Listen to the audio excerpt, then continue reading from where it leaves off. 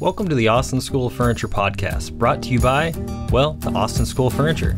We're a fine furniture school in Austin, Texas, offering classes of all lengths to all woodworkers of all skill levels. Join the ASF staff as we talk furniture making, how to grow as a craftsperson, and interview incoming instructors. Thanks for listening.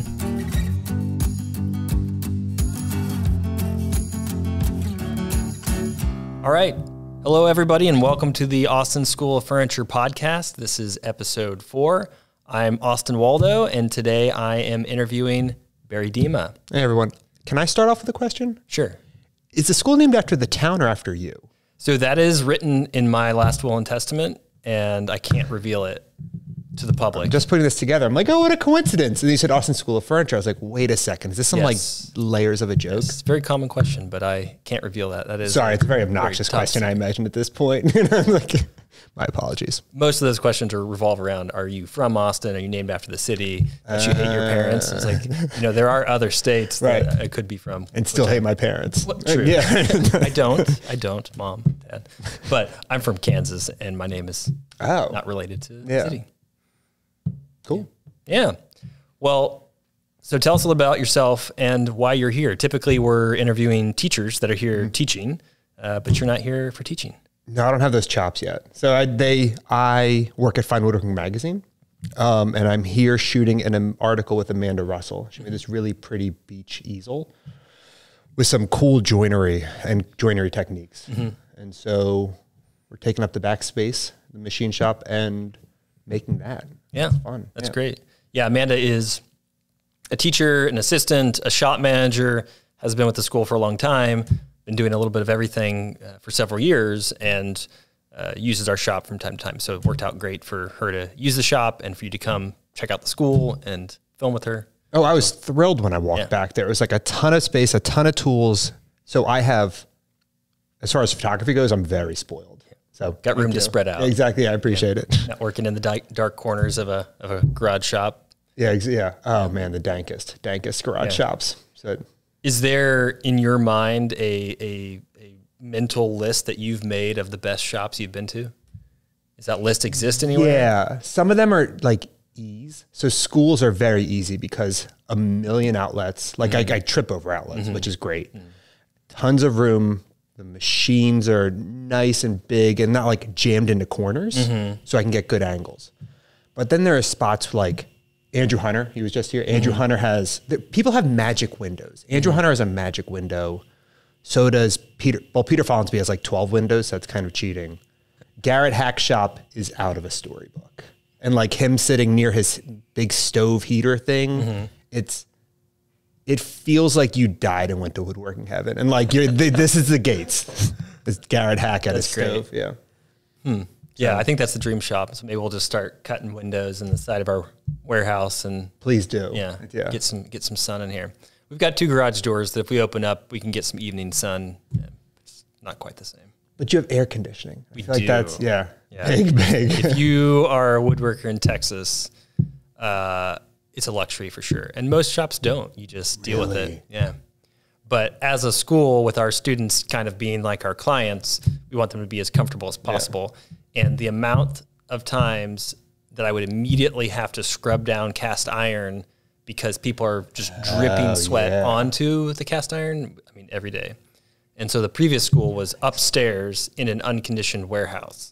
So you're already at the very top. The upstairs is like, Oh yeah. And so Amanda, who I think we'll probably have on an episode later, can tell you that not only is it upstairs, but the staircase was not straight. It was a turn.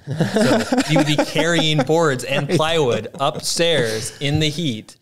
And it was just a nightmare. And now, given this space is amazing, the Splinter Group is an amazing place with a collective of all kinds of artists. So it's very inspirational. But it has, you know, downsides of that many people, and especially in an unconditioned space. And so I had mentioned to you earlier that we would have, a lot of people had Oneida dust collectors, and we realized quickly that a lot of us had the same remote signals where they would push a button and our dust collector would turn on.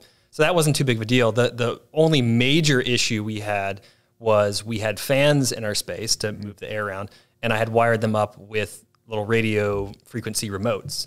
And so you think that that radio signal is a unique thing. It's like, no, there's just a lot of things that use that signal, garage door openers or whatnot. And we were having a marquetry class. And in the marquetry class, we cut very teeny tiny pieces on a board on a good example. No. And we lay them out on boards like this, according to the motif and the drawing. No. And someone turned all the fans on, and I just hear someone scream my name, Austin. Yeah. And I was thinking before I was thinking about what tools were actually being used, that somebody cut a finger off, but they're using scroll saws. You can't do that.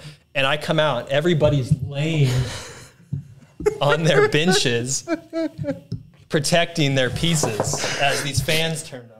I love these catastrophes that you don't see at all until it happens. It's like, I didn't even know this was an option, that someone could inadvertently turn on a fan and ruin a marquetry class. This is the real deal behind the scenes of the Austin School of Furniture. The things they don't show you on Instagram. That is awful. Yeah. Did anyone cry? Like, I kind of want to cry for them. They were, it wasn't as bad as it could have been. Okay, all right. Pieces did fall off. They generally are taking them off in these, because Wayne Deli, who teaches the class, teaches the packet method. So you've got a pretty good stack here. Okay, all right. And they tend to stay kind of together until you separate them. And that's kind of how they were doing each of those pieces. So it turned out okay. The motifs were made. Everybody survived. That's terrifying. Yeah. All right, good though. Happy ending at least. But yeah, that space is great and very inspiring to see 12, 15 furniture makers all in one space making really cool stuff. Yeah, Amanda and I were talking about sharing spaces earlier, like sharing workshops, and being around people doing good work is so invigorating and challenging. And like, you don't want to cut corners, you want to do better. And I don't think it's competition. It's just like, I want to be the best I can be because these people are killing it. Yeah. So yeah, if I won the lottery and I could buy this building, I would have the other half of it be like a semi-private shop. So some version of a community shop where you could rent machines, but also individual shops where you might be able to get 1,000 square feet as a furniture maker. Because you can't really get a good shop in Austin that has 1,000 square feet. Really, you can't find much anything below 5,000. really? Yeah, it's tricky. You have to go in with somebody on a space, go to a collective, or just get really lucky, or have lots of money to put electrical into a space. Okay. Because real estate's expensive, and 1,000 square foot warehouses are just not a thing. Okay. So Oh, subdivided to what you want, and you end up getting like a storage unit that's hot. And yeah, we got lucky with this space, but we were actually looking for 3,000 square feet is what we wanted, because we were kind of just incrementally expanding, but we couldn't find anything with 3,000 square feet.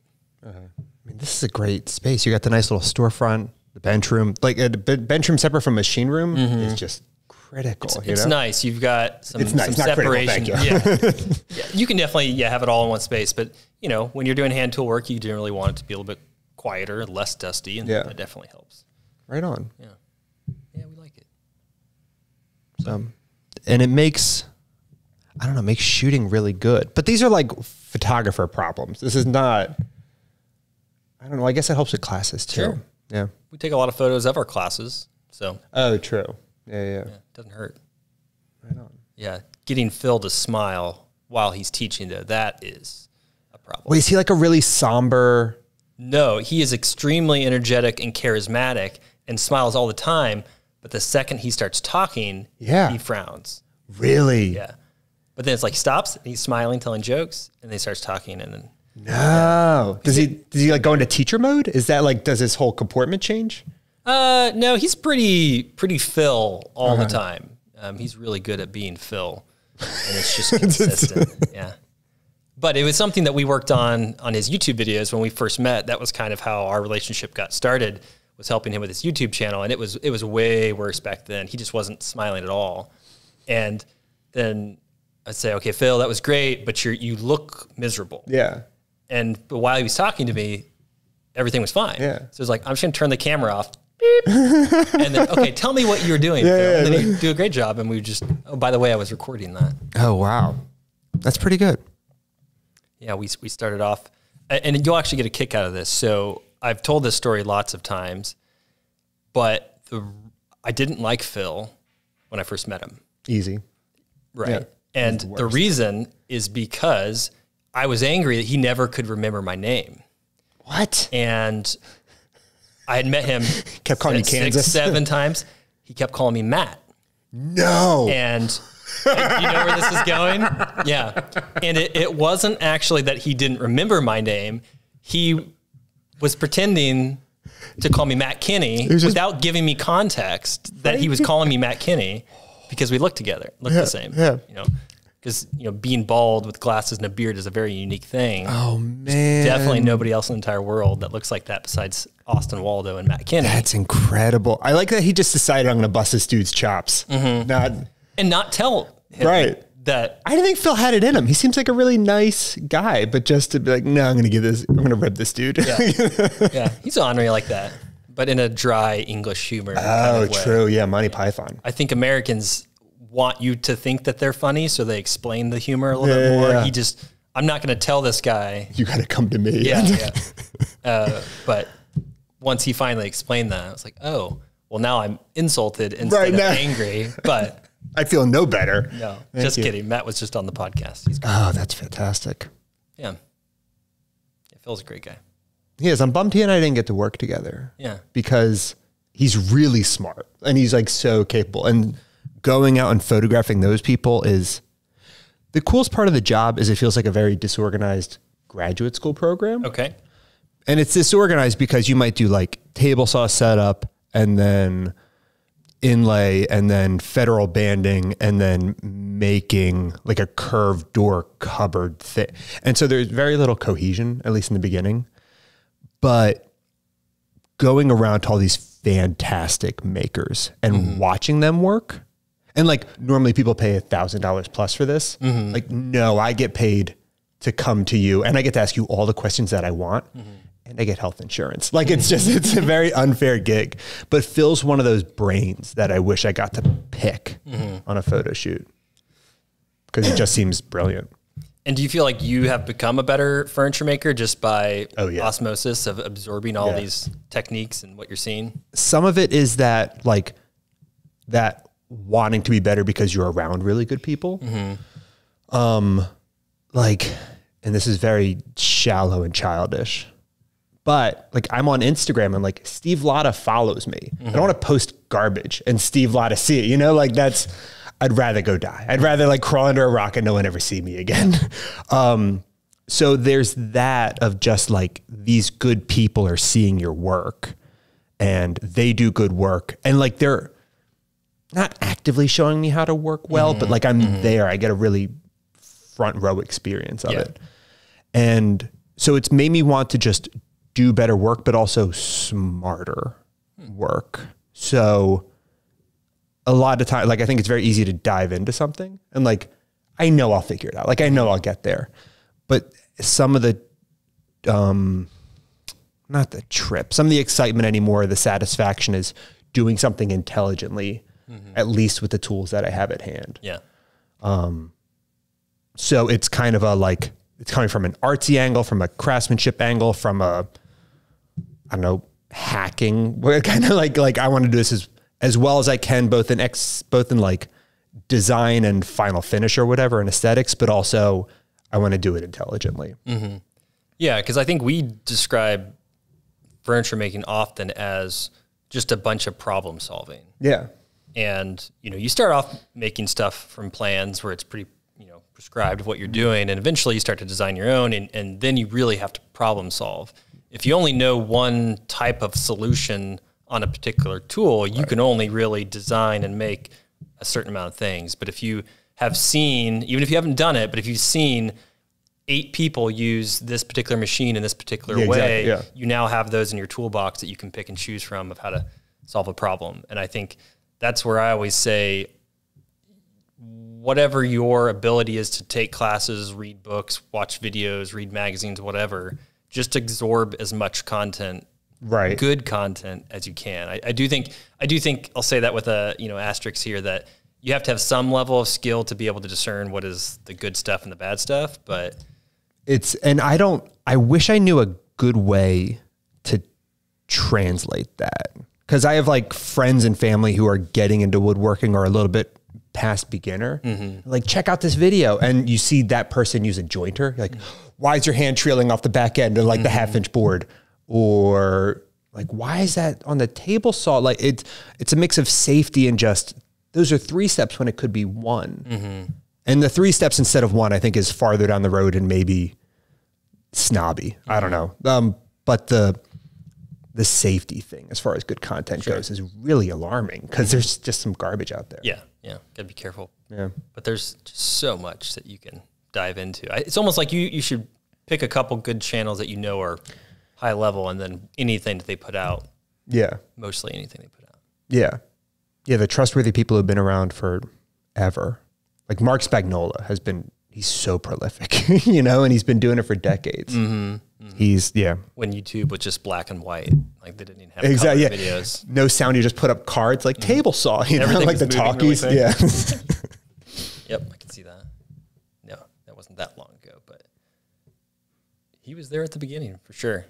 Oh yeah. Like grainy 4x3, you know? Yeah. So do you have some YouTube channels that are your kind of go-to that you watch often? Not anymore. I love so I work at Fine Woodworking now, but I won't soon. And so my woodworking days, at least for the foreseeable future, are kind of ending, which is traumatic, and I don't really want to talk about it. Okay. But half joking. I am going to ask you about that. Yeah. It's fine. I'm half joking. I like Mark Spagnola because I think he does things.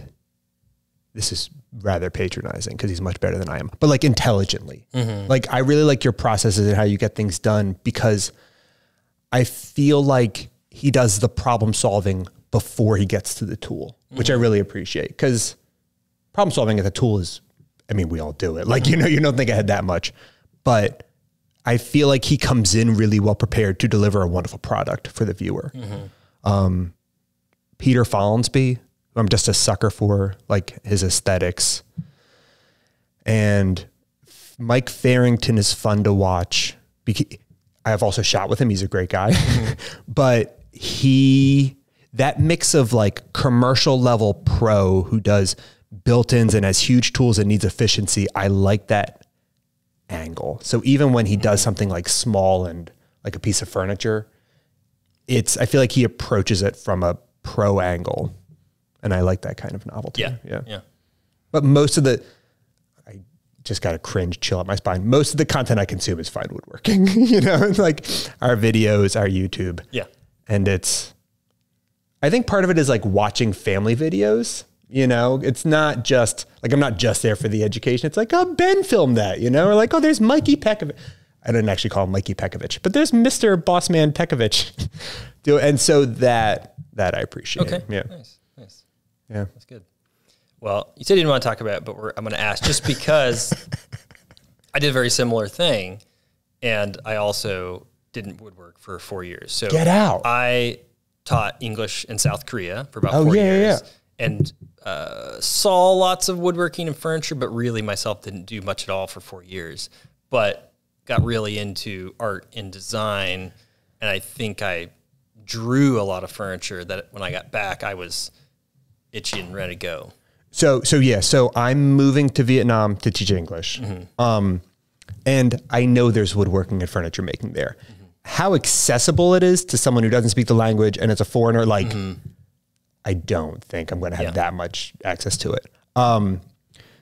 So I've been curious about what's going to scratch that itch. Because woodworking, I think, is both, for me, like a hands-on fun thing to do instead of like computer work all day. And I like my computer work. Like I work for Fine Woodworking. It's not bad. Yeah. But it's that hands-on getting stuff done, sawdust stuff, but it's also artsy. Like I don't know the last thing. Actually, I think the last thing I made from a plan was Andrew Hunter's Japanese toolbox because I needed an extra. I'm like, his works. Yeah. But the design part of it is kind of thrilling for me in probably a self-absorbed kind of way. Like I made that and I made that. So I'm curious what's going to, if I can scratch both of those itches, the hands-on and the artsiness, and how I'm going to be able to. And I think like getting into like exploring design more. I found that in Korea, that if you can teach English and you have a particular skill, almost always you can find a version of that where they're looking for an English teacher. Really? So if you played the violin, but you wanted to teach kids English while teaching the violin, you could find an English teacher music position. Really? So I'm wondering if there is some sort of shop class, whether at a Vietnamese school or an international school, that might be looking for an English speaking teacher. That would be interesting. That would be fantastic. That would put me in a shop. I miss teaching. Yeah. So that's one thing I taught in Thailand in my mid-20s, came back, and teaching was great. I was like, what was the best thing about Thailand? Expecting like the food or the beaches. I was like, the students? And then feel very boring about myself. So I miss teaching, and I think being able to teach shop class would be great. I'm terrified of students near tools though. Yeah. You know, like I took a class with Pekovic, and he and I were just shooting the breeze. Because people were fitting dovetails or something. And then someone went to go rip a piece, I think. And I've never seen his neck snap that quickly towards a direction. It was like, it wasn't even like his head turned. It was just in one position and then the other, like a magnet pulled it. And just that level of attentiveness to someone near a spinning blade. Yeah. That's part of the reason after someone teaches for 8 hours that they just crash, because you have to be at that level all day long. Right. Even if you have the chillest, easiest, whatever class, you are on edge in some way for the entire time. I can only imagine. Yeah. So, but I guess that's why they give kids coping saws. So I'm very curious what I can find over there. That'd be interesting. Do you have an intention to study the language at all? Yeah. There are a few perks about Vietnam. Like there are a few reasons why I picked Vietnam. And one is that the alphabet is Roman. Okay. Just with some accents, and like it's tonal, so that'll be tricky. And the letters aren't necessarily pronounced the same, even if it's the same letter. Okay. So there are things there are hurdles. Yeah. But it wasn't like when I was in Thailand trying to learn the language, and like there was learning to read and then therefore reinforce the language that way was such a leap compared to, they call it karaoke, like the transliterated Thai. I was like, okay, I guess I'll just settle for the karaoke. Yeah. Whereas Vietnamese, I think I get to reinforce the language studies. Like the reading gets to reinforce the speaking and vice versa. Interesting. Yeah. Because I studied and loosely studied Chinese, Japanese, and Korean. While in Korea or like in school? No. So like in school, basically wanted to understand Asian languages. Chinese, it's too difficult for me. Japanese was doable, but still difficult. Multiple alphabets, a little bit of character based and this and that. Korean is very easy. Really? Very easy, yeah. The basics of Korean are very, very easy. Of course, when you get advanced, it's much more difficult, but it's phonetic. It's phonetic? Yeah. So alphabet. Yeah, that changes the game. Yeah. An easy alphabet. The way they're organized in this 4-block system, vowels, consonants, makes one syllable. You could learn the alphabet on the plane ride over. You could start reading basic words within a week. What? And you can learn the basics pretty easily. Yeah. I had no idea. Yeah, it's easy. Speaking is more difficult, of course. It's not tonal, but there's lots of tone changes that imply things. I learned all of my Korean from women and was told that I spoke like a Korean woman. So, you have to kind of work on that. But right, yeah. But I found, and the reason I was asking about the language is I found that the second I was conversational, doors opened. The second I was fluent, every door imaginable opened. And I got to do really unusual and cool things that you're never going to have any chance to do unless you have some ability to communicate on your own. And so it's a lot of fun for sure. When I was in Thailand, people were like, do you speak Thai? Like I learned enough to not die. Yeah. Which I don't want to say it opened doors, but it certainly made me more brave to check things out or explore or like save money and not get ripped off because and so it felt like, I can only imagine getting fluent. Yeah. Because it's also very strange going somewhere, like knowing you're going to live there and then realizing you're illiterate. So it's also difficult to become fluent in Korean because if you're living in any one of the cities, everything is also in English. So you definitely don't have to know Korean to live there. And I had a friend that lived there for 4 years and never learned any Korean. Those people blow my mind. Like, it's like, it gets easier if you learn just some of the language, man. Yeah. But he never left. And he eventually learned Korean and got married and lives there. Nice. Well, he just moved back. But did he marry a woman? Yep. Does he also speak like a Korean woman? No, he still speaks like a kid from Kansas City in Korean. He's got that Korean Kansas accent? Yeah. Dang. She spoke very, very good English from the very beginning, so it made it very easy for him to not speak Korean. Yeah. He speaks a little bit. Now they're in California. All right, nice. I have one friend that I went there with originally that's still there. How long ago were you there? I studied there in college and then moved back there in 2010. Okay. And then moved back 2014-ish. Dang. Yeah. It was a lot of fun, for sure. I know. I would love to go to Korea, except, and this is like a weird overshare, I have celiac disease. And so I really, really can't have gluten. Okay. Yeah. And it's in so much in Korea. Okay. I think. And it's just like, so I can't really eat Korean food, Japanese, and Chinese. Okay. And it's like, can I visit those places still? Some of the best food. I know. So like, if I just go into 7-Elevens and get packets of peanuts for like the duration I'm in those countries. Yeah. But there's a way. Yeah, I imagine. Yeah. Well, yeah. What's on your to-do list here in Austin while you're here? Work. So because I'm leaving, there's the photo shoot, which is kind of jam-packed. It is for an easel, like easels are complicated, all these angles. Yeah. So it's getting through a complicated project, but because I'm leaving, there are a lot of loose ends to tie up. So boringly, I'm like working in my hotel room, and I may try to go get like some tacos while I submit an article, Yeah. Yeah. I mean, that's what I always say to people is beer, blues, barbecue, and of course, boards. You've got to stop by the Austin School for me. Wait, yeah. So what, not that I can drink beer, but like, is there a cool brewery scene down here? Oh yeah. Yeah. Very big. I mean, it's not Denver, but it's definitely large for sure. And there's, I don't know, 5 or 6 breweries really close, bikeable distance from here. And yeah, I host a woodworking club that meets at breweries. And so we meet at a brewery over here once a month and talk about woodworking and drink some good beer. Dang. Yeah. Maybe that's what we should do with the other half of the building is like a woodworking themed brewery. Oh, you do gangbusters. Yeah. Great. Yeah, because I didn't realize how booming the woodworking population is here. So I think woodworking beer, you got to get good puns though. Yes. Yeah. My brain is stirring. Like I'm trying to make full sentences to keep the conversation going as I'm thinking of beer woodworking puns. Yeah. Well, there's definitely a lot of ability to name beers for sure, where, woods come in all varieties of colors that also tend to be the natural colors of beer. Oh, yeah. So walnut porter. Yeah. Which I'm pretty sure there's tons of walnut porters out there. Sounds like a English detective. There's walnut porter. This would be fantastic. I feel like you don't have enough on your plate and that a woodworking brewery would be. Okay. Yeah. Yeah, we'll just start another company. Exactly. Yeah, right. After you win the lottery. Yes, yes.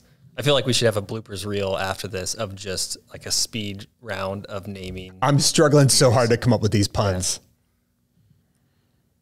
What do you mean by puns in terms of just how they make the beer and what's themed about? I mean, obviously all the furniture could be.